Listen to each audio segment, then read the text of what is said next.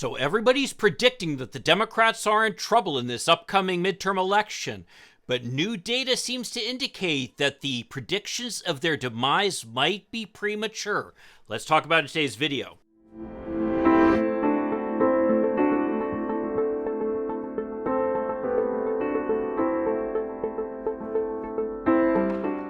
Hi, I'm Mike Greiner. I'm a lifelong Democratic activist who's concerned about the direction our country is taking. I'm also a lawyer and an academic, and I'm here to help you stand up to the BS of the MAGA crowd. So big news coming on the financial reports that the two parties have filed. As we're getting close to the midterm election, which the Republicans supposedly are destined to win, according to all the reports you hear, the platforms that are the medium through which activists make small donations to the two parties, win red for the Republicans and act blue for the Democrats, shows some pretty substantial differences. The Republicans, in January, raised 1.26 million online contributions of $200 or less, raising less than that in June at 1.21 million. And what's more is the total raised by WinRed declined from 29.5 million in January to 26.6 million in June. Contrast that with the big news from the Democrats' platform Act Blue, where in January we had about 3 million contributions,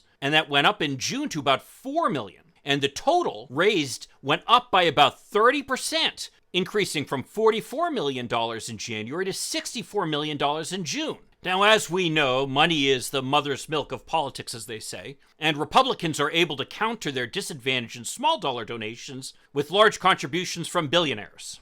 But what this does show that's very encouraging is a certain level of enthusiasm among the Democratic activists that you're not seeing among Republicans. And that's particularly important in midterm elections. You have to remember, you have smaller turnout in the midterms than you typically have in the presidential years. And what that means is that the party that typically wins is the one who turns out to vote for the midterms. That's why, for example, the party that has the White House often loses seats in midterm elections, because of the fact that the activists, the grassroots activists of the party that has the White House think, oh, we've got the White House, we don't need to worry about anything. While the party that's out of power thinks, oh my God, we've got to get to the polls to do something to counter these outrages of what are going on in the White House. We saw that in 2018, when huge Democratic turnout led to the Democrats retaking the House. And in 2020, huge Democratic turnout helped Democrats hold on to the House, regain the Senate, and win the presidency. If we're able to generate just even one iota of that enthusiasm,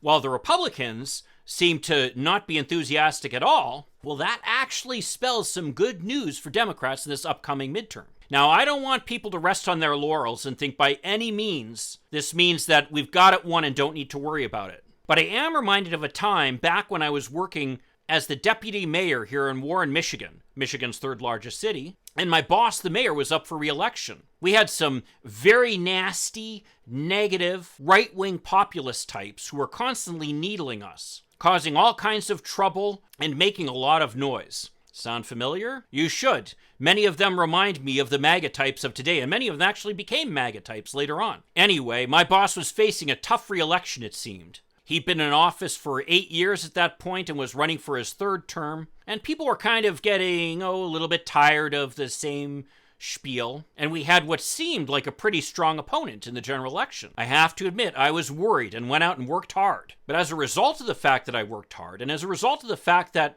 people were enthusiastic about my boss, we ended up winning with about 63% of the vote. Now, I'm not saying that the Democrats are going to win in a landslide this fall, but what I am saying is that we've got a shot. We've got some very good candidates in key states running against some pretty lackluster candidates in a lot of cases. I would not be at all surprised if I saw us actually increase our margin in the Senate, pick up a few governor's seats, hopefully including Pennsylvania and Georgia, while holding on to the governorships that are up for re-election, including my home state of Michigan. And hopefully, fingers crossed, if we all turn out and vote, we'll be able to hold on to the House. And then just imagine what we'll be able to accomplish if that's the case. No longer will Joe Manchin and Kyrsten Sinema be able to exert a veto on anything that we want to do? Especially if we elect some really good people like John Fetterman from Pennsylvania. We'll really be able to get aggressive, and no longer will the House simply be passing legislation it sends to the Senate to die. Instead, we'll actually have a workable majority